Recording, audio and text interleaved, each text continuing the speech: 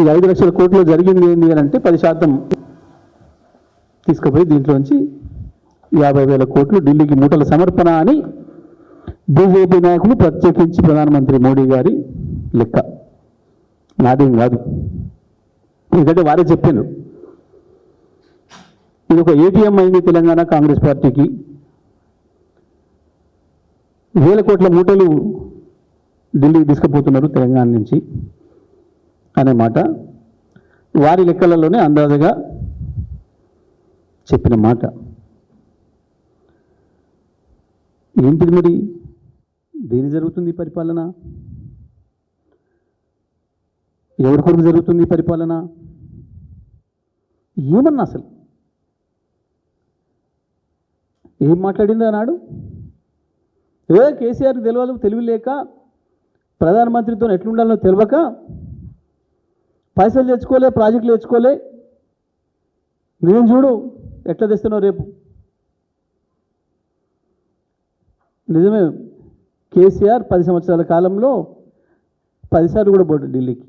నువ్వు 2 ఏళ్ళు కూడా కాదు, గట్టి 20 నెలల్లో నెలకు 2.5 సార్లు పోయినప్పుడల్లా 2 సార్లు 3 సార్లు 4 రోజులు ఉంటే దాదాపు నెలకు 10 రోజులు ఢిల్లీలో ఉన్నావు. ఇంకెక్కువనే ఉన్నావు, దాదాపు 300 రోజులు ఢిల్లీలో కావచ్చు లేదా బయట నీ విదేశీ పర్యటనలు, నీ అద్భుతమైన భాష పరిజ్ఞానాన్ని, ఆ పాఠవాన్ని ప్రదర్శించుకోవడం కొరకు. ఏంటిది సాధించింది? గప్పాలు ఉంటే మామూలుగా లేవు, ఆయన మంత్రులై.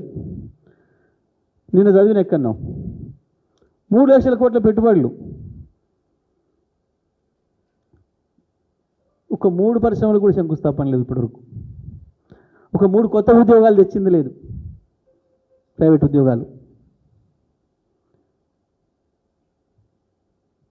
ఇచ్చిన హామీలు నెరవేర్చింది లేదు. కనీసం కేసీఆర్ చేసిచ్చిపోయిన వాటిని కొత్తగా అభివృద్ధి చేయకపోయినావు. ఇచ్చిన పద్ధతుల్లో 24 గంటల కరెంటు కావచ్చు, ఇంటింటికి మంచినీళ్ళు కావచ్చు, ప్రతి ఎకరాకి ఇచ్చిన సాగునీళ్ళు కావచ్చు, కనీసం గవి కూడా పాత పద్ధతిని కొనసాగిస్తూ కనీసం ఇవ్వలేకపోతున్నావు. ఇవాళ మళ్ళీ కాలిపోతున్న మోటార్లు, పేలిపోతున్న ట్రాన్స్ఫార్మర్లు, రైతులు మళ్ళీ సబ్స్టేషన్ల ముందుకి ధర్నాలకు పోవాల్సిన పరిస్థితి. విత్తనాలు, నకిలీ విత్తనాలతోని అనేక మంది రైతాంగం నెత్తినూరు కొట్టుకుంటున్నారు. ఎరువులు మళ్ళీ పాత పరిస్థితి, మళ్ళీ చెప్పులు లైన్లో, రైతులు లైన్లో. మంత్రుల స్టేట్మెంట్ చూస్తే ఆశ్చర్యంగా ఉంది.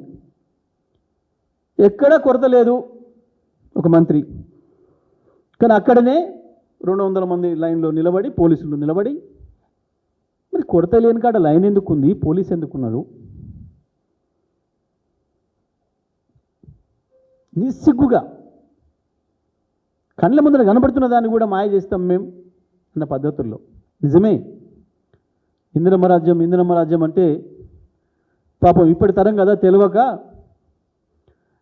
ఇది కేసీఆర్ రాజ్యం కాకుండా ఇందిరమ్మ రాజ్యం అంటే ఇంకేందో గొప్పగా ఉంటుంది అనుకొని ఓట్లు వేసినారు పొరపాట్ల.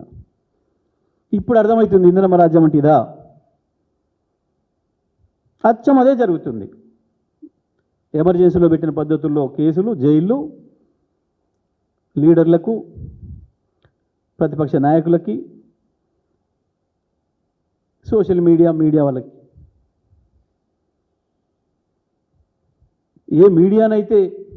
ఏ సోషల్ మీడియానైతే నమ్ముకొని మోడీ వారసత్వంగా చీకటి గురువు గారి పద్ధతుల్లో, ఇష్టం వచ్చిన పద్ధతుల్లో దాదాపు 200 యూట్యూబ్ ఛానళ్ళను పెట్టి నడిపి మా ప్రభుత్వం పైన ఆనాడు దుష్ప్రచారం చేసి వచ్చిండో, ఇవాళ మీడియాను చూస్తే భయం అవుతుంది, మీడియా వాళ్ళని చూస్తే చెంప మీద కొట్టబుద్ధి అవుతుందట.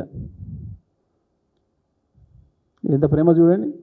దురదృష్టం, సరే ఎందుకో ఫైటింగ్ స్పిరిట్ పోయింది, మాట్లాడడానికి యూనియన్లు కూడా ఎందుకు వెనక ముందు ఆడుతున్నాయి, కానీ అది వేరే విషయం.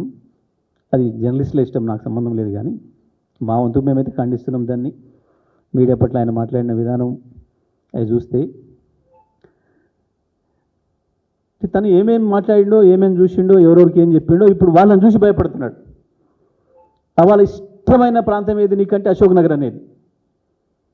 ఆయనే కాదు వాళ్ళ నాయకుని కూడా తీసుకొచ్చి అశోక్ నగర్లో ఛాయ్ కూడా దాపించండి పాపం. ఇప్పుడు అశోక్ నగర్ అంటే మధ్యరాత్రి కూడా లేచుకొస్తుంటున్నాడు, వణుకుడు పుడుతున్నది. రైతన్నలారా పోండి, అర్జెంటుగా పోయి లోన్ తెచ్చుకొని 2 లక్షలు నేను మాఫీ చేస్తా. ఇవాళ కట్టి వచ్చిన కూడా మళ్ళీ పోండి, సాయంత్రం నేను మాఫీ చేస్తా.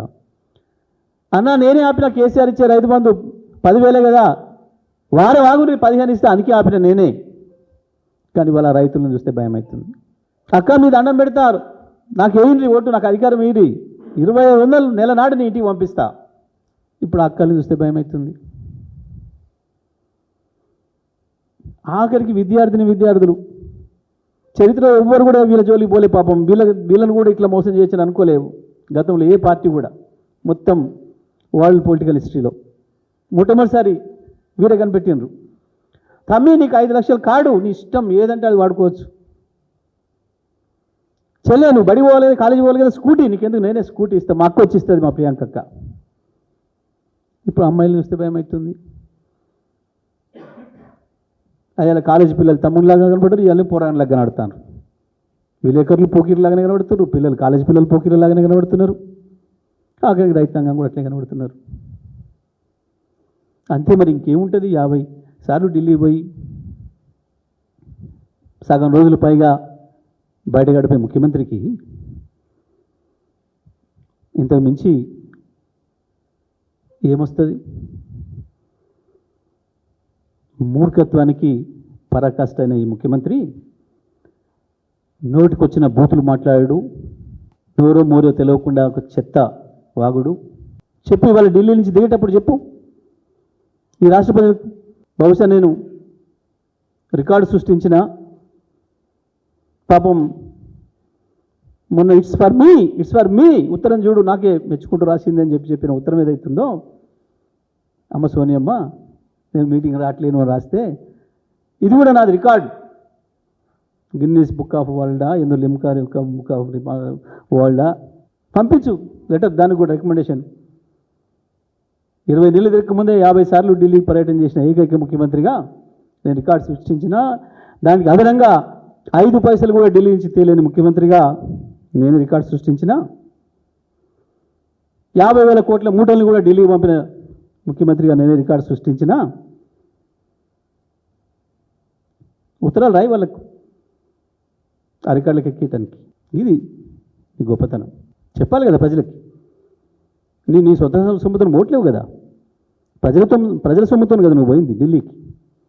ప్రతి పర్యటన ఎందుకు చేసినవో, దానివల్ల వచ్చింది ఏందో, ఈ రాష్ట్రానికి వచ్చిన లాభం ఏందో, ఏం పని చేసుకొచ్చినవో చెప్పి తీరాలి. పోయినసారిలో ప్రజల సొమ్ము ఖర్చు పెట్టడం కొరకు ఈ మంత్రిని కలిసినా ఆ మంత్రిని కలిసినా అని చెప్పి ఒక ఆయుధం అడవారేసి వచ్చి పోయింది కేవలం సంచులు అప్పచెప్పడానికి.